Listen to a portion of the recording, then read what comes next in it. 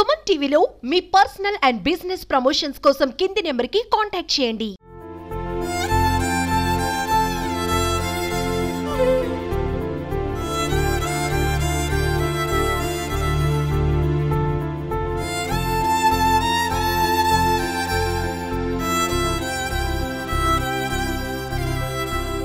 విజయనగరంలో మొట్టమొదటిసారిగా అవయవదానము చేస్తున్నాము.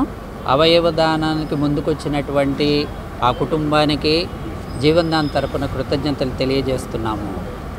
లంకేష్ సాయి కుమార్ అనేటటువంటి 21 సంవత్సరాల వయసు ఉన్నటువంటి యువకుడు, కొత్త వలసకు చెందినటువంటి యువకుడు బైక్ మీద వెళ్తూ ప్రమాదవశాత్తు కింద పడడం వల్ల తలకి గాయం తగిలి బ్రెయిన్ హెమరేజ్ అయినందువలన తిరుమల మెడికవర్ హాస్పిటల్ విజయనగరంకి తీసుకురావడం జరిగింది. డాక్టర్లు ఎంతో శ్రమించినప్పటికీ 2 రోజుల తర్వాత బ్రెయిన్ డెడ్గా డిక్లేర్ చేయడం జరిగింది. ఎప్పుడైతే మనిషి బ్రెయిన్ డెడ్ అవుతారో బ్రెయిన్ డెడ్ నుంచి పూర్తిగా డెడ్ అవ్వడానికి కొంచెం సమయం పడుతుంది. ఈ సమయం లోపల మనం ఆర్గాన్స్ డొనేట్ చేయగలిగితే ఇతరులని రక్షించడానికి ప్రాణాలని అవకాశం ఉంటుందని వారి కుటుంబ సభ్యులకు తెలియజేస్తే ఎంతో బాధలో ఉన్న ఆ చేతికి అందివచ్చిన కొడుకు పోయినటువంటి దుఃఖాన్ని దిగమింగుకొని వారికి చదువు తక్కువగా ఉన్నా సరే ఎంతో పెద్ద మనసుతో ఇద్దరు తల్లిదండ్రులు ముందుకు వచ్చి అవయవదానం చేయడానికి అంగీకరించారు. మేము జీవన్దాన్ ప్రోటోకాల్ ప్రకారము 2 కిడ్నీలు, తర్వాత లివర్ కాలేయము, తర్వాత 2 ఊపిరితిత్తులు మెరిట్ లిస్ట్ ప్రకారంగా ఇతర హాస్పిటళ్ళకు అన్నిటికీ అందచేయడం జరిగింది. ఈ రకంగా ముందుకు వచ్చి ఆర్గాన్స్ అవయవదానానికి వచ్చినటువంటి వారి తల్లిదండ్రులకు, తర్వాత వారి బంధువులకు కృతజ్ఞతలు తెలియజేస్తూ, మరియు అందరూ కూడా ఇలాగే అనుకోని సంఘటన జరిగినప్పుడు బాధాకరంగా ఉన్నా సరే ఈ అవకాశాన్ని వినియోగించుకోవాల్సిందిగా తెలియజేస్తున్నాము. ఎందుకనంటే ఇప్పటి వరకు దాదాపుగా 4020 మంది వరకు మనకి రిజిస్టర్ అయిపోయి ఉన్నారు. ఇందులో 2800 వరకు కిడ్నీల కోసం వెయిట్ చేస్తున్నారు.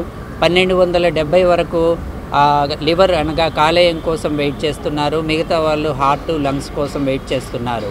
సో కాబట్టి ఇలాగా ప్రజలందరూ ఎలాగనైతే ఒక రక్తదానం చేయడానికి ముందుకు రావడానికి సంశయించే వాళ్ళము మనం ఒక 20 సంవత్సరాల క్రితము, ఇప్పుడు అందరు ఎలాగ ముందుకైతే వస్తున్నారో అలాగే నేత్రదానానికి కూడా ముందుకు రావడం చాలా కష్టంగా ఉండేది. ఇప్పుడు గత 10 సంవత్సరాల నుంచి నేత్రదానం జరుగుతుంది. ఇప్పుడు అవయవదానం చాలా ముఖ్యము. మనం కాల్చినా పూడ్చినా సరే అవయవాలు నిర్వీర్యం అయిపోతాయి. సో కాబట్టి అనుకోని సంఘటన జరిగినప్పుడు ప్రజలు ముందుకు రావాల్సిందిగా పిలుపునిస్తున్నాము.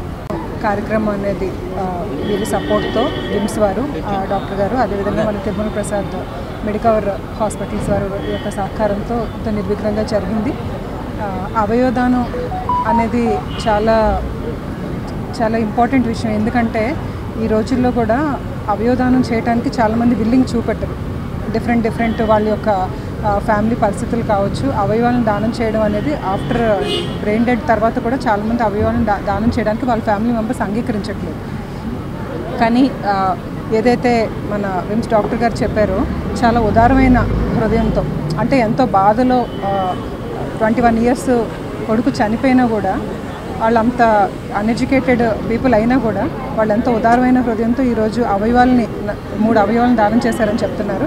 సో 3కి మళ్ళీ లైఫ్ ఇచ్చినట్టు అయ్యింది.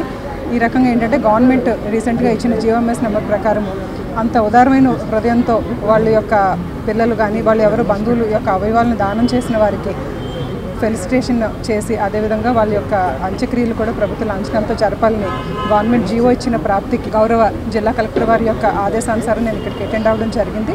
కానీ బతకడం కష్టం అని చెప్పి ఇలాగన్నారు. ఇలాగన్నాక మరి బతకడన్నప్పుడు మేము ఎంత డబ్బు ఖర్చు పెట్టినా వేస్ట్. అలాగే మేము ఒక డిసిషన్ తీసుకున్నాం. ఆ సామాన్లు ఎవరికైనా ఉపయోగపడతాయేమో అని డిసిషన్ తీసుకుంటారో డాక్టర్ గారితో చెప్పాం. ఆ ప్రాసెస్ డాక్టర్ గారు స్టార్ట్ చేశారు. కాకపోతే నా అనుమానమైన నా మేనల్లుడి కోసం అది జరిగి తీరాలి. కొద్దిగా డిపార్ట్మెంట్ అనేది సపోర్ట్ చేయాలి. అది ఎలా జరిగింది అనేది కూడా మీరు కొద్దిగా సహకరించాలి. ఇది కూడా ఈరోజు మెడికవర్ హాస్పిటల్లో నా మేనల్లుడు అనేది డొనేషన్ ఇచ్చిన కాక వాడికి ఎక్విప్మెంట్ అంటే ఒక ఫోటో, పేరుతో సహా, వాళ్ళ అమ్మ నాన్నతో సహా కొద్దిగా నాకు ఏర్పాటు చేయాలి.